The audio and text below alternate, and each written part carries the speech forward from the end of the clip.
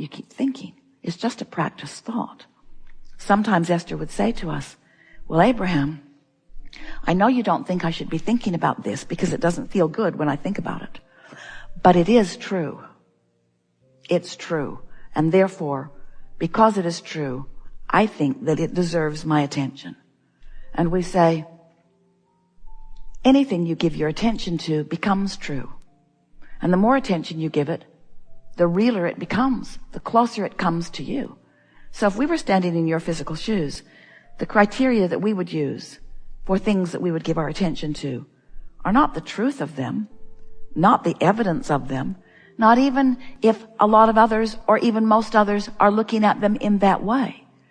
We would ask ourselves, in every subject that we might be giving our attention to, how does this attention to this subject promote more of what I want? In other words, it's true. Do I want it to be true? It's true. Do I want more of it? It's true. And do I want the more of it to come closer to me? And if the answer to that is yes, then give it all the attention you have time to give it. Talk about it, write about it, blog about it. Blog about it. But if it is not something that feels good when you give your attention to it, do your best to distract yourself from it. And sometimes you say, but it is so true and so vivid and so up close to me, I cannot seem to turn my attention from it.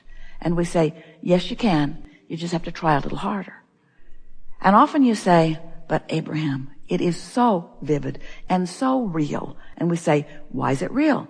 You've been giving your attention to it. Want to make it less real for you? Turn your attention from it. And you say, but it's so close and it is so big and it is so loud. And now there are other people around me pointing right at it and asking me, do you see that? Do you see that? Do you see that? Do you see that? So the art of allowing is figuring out which things deserve your undivided attention and which things don't. And your emotions are your very valuable key to that. And then once you have decided what you actually want to give your attention to, that you want to focus upon until it becomes an active belief within you. You see, when you give your attention to something, it's vibrating. And when you give your attention to it for a little while, it vibrates with more stability within you.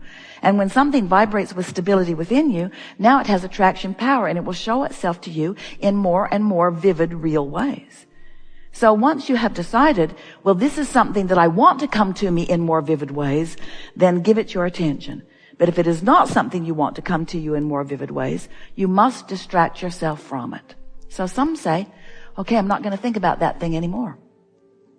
We say, what thing? That thing you're thinking about? Yeah, that thing over there that I'm thinking about, I'm not going to think about that thing anymore because I don't want that thing that I don't want to come into my experience anymore. I don't want to think about that thing that I'm thinking about. And we say, well, how are you going to deactivate it? How do you deactivate a vibration within you? You don't do it by looking at it and saying, I'm deactivating you. Because what you look at is more fully, more further activated. So how would you deactivate yourself from that thought? Think another one. Look someplace else. But then you say, it's really hard to turn my attention very far away from that. And we say, we know it is because it's active and the things that are around you are a lot about that. Might be different faces, might be different places, but they are behaving pretty much the same way because it's active within you. So how are you going to deactivate a vibration within you? Well, it's simple. Simpler than you know. If you meditate, you stop thought. That's a good plan. When you sleep, you deactivate it for a while. But when you wake up, you pick it right up where you last left it. You could deliberately try to change your thought about it, but that's a little bit harder because you really only have access to thoughts that are somewhere in the vicinity. But you could gradually move to a better feeling place, gradually. Or you could take the subject that is causing you the negative emotion, because that's how you know it's one you want to let go of, yes? You could take the subject that you are feeling negative emotion about, and you could become vague about it. General about it. You know how your kids do when they don't want you to know what's up? Aren't you just amazed at how vague they can be? I don't really know. I haven't actually thought about that. I don't remember. Yes, you do. I know you remember. I know you remember, you say to them, because you've been extracting specifics from them for a while. But we're wanting you to let them off the hook. We're wanting you to let yourself off the hook. We're wanting you, if you're feeling negative emotion, to teach yourself the art of vagueness. I don't really know. I haven't really thought about that. I don't really have time to think about that right now. I don't need to think about this right now. It'll be all right. Don't worry about it, Mom. Don't worry about it. It'll be all right.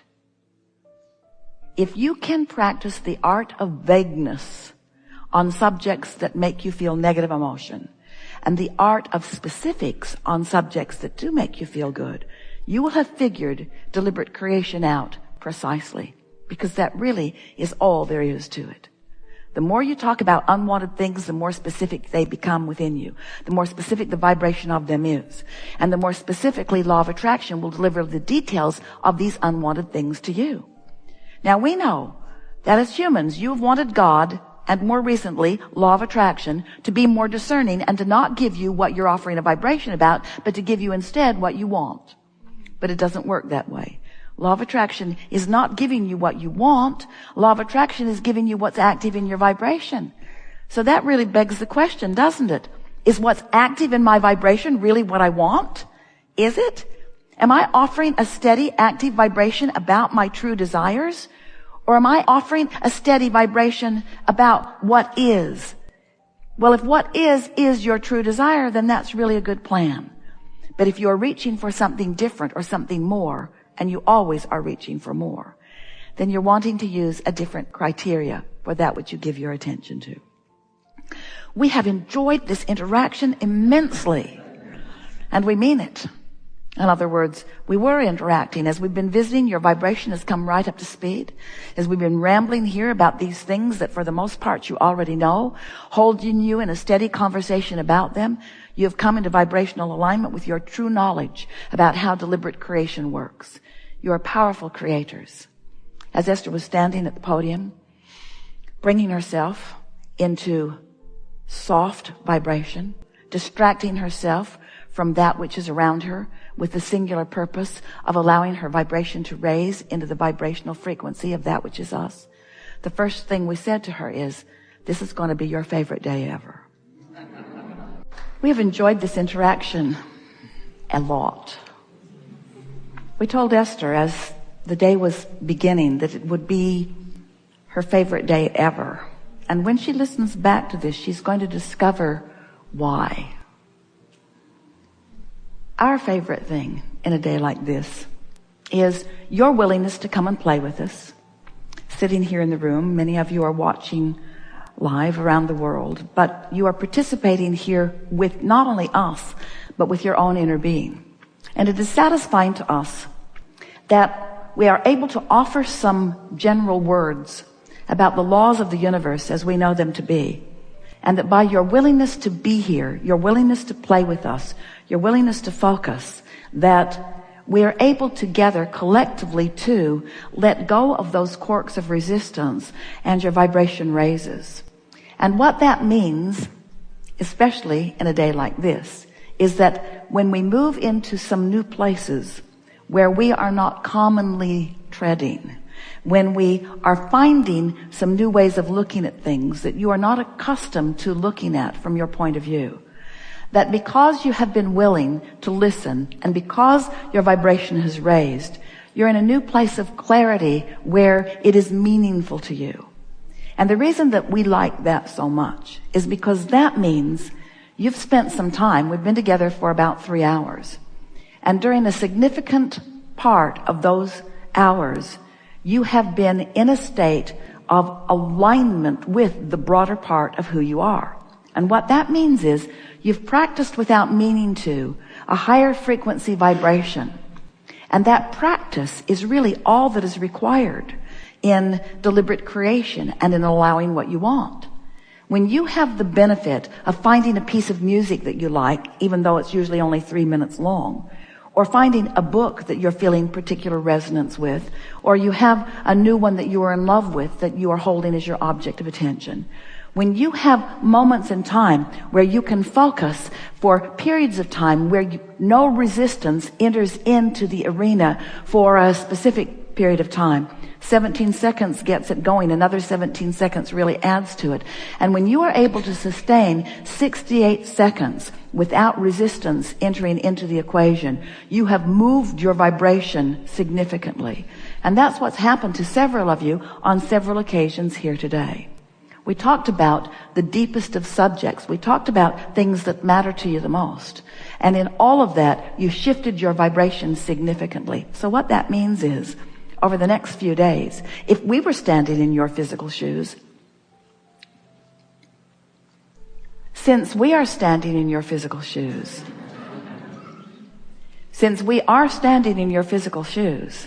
it is our intention to watch for evidence of the new alignment that you've practiced in these hours that we have been together. That evidence is going to thrill you. It's also going to buoy you. When you see it, when you come across it, consciously acknowledge it and make the correlation in your own being. This is as a direct result of my holding myself in vibrational alignment. And I can do that relative to everything. Friends, life is supposed to be fun. And you're not ever going to get it done. And you can't get it wrong. And if you will begin to embrace those contrasting moments as part of the path along your trail to the things that you are really wanting, then life will be sweet, sweet, sweet, sweet, sweet, sweet, sweet, sweet, sweet for you the majority of the time. And when it's a little sour, it's still on track. That's really what we want you to hear from us. Be easy about it and meditate if you feel like it. But most of all, make a decision that nothing is more important than that you feel good, and pay attention to the way you feel. And when you feel less than wonderful, do anything and everything you can think of doing, which usually just means change the pace from whatever. So if you're in the middle of a conversation that is taking you down, smile and end it. If you are sitting in your body and it is tired and stiff, get up and move around. In other words, don't allow yourself to continue in the direction of what does not feel good. Use your guidance system in the way it is intended and shift directions. And so in the same way that if you've been sitting too long, you want to get up and stretch, sometimes you are involved in a thought that is not serving you, and you would be well to change the direction of the thought. That's where this going general will serve you. We mean it when we say to you that we are always with you. We are aware of where you stand in relationship to everything that you want. And we, and others like us, those inner beings that exist in your vortex, are aware of where you are in relationship to what you want, and are offering constant inclinations. It sort of goes like, since we see where you are and we know what you want, if we were standing in your physical shoes, we would go this way. And it's not just a projection of thought that we're offering you, because we have access to your muscles. We have access to the cells of your body. We have access to the thoughts that you are thinking. In other words, that influence, that impulse that you receive is that impulse that is us within you. So when you recognize that we are within you and that we are giving you an impulse to go this way, in your most relaxed state, you will go that way. And when you go in the direction of that which is inspired from within, it is our promise that you are about to rendezvous with something that you have been looking for. And when that happens, the thing that we want you to say to yourself is this: I received an impulse. I trusted it, and it paid off. Play that game for a week.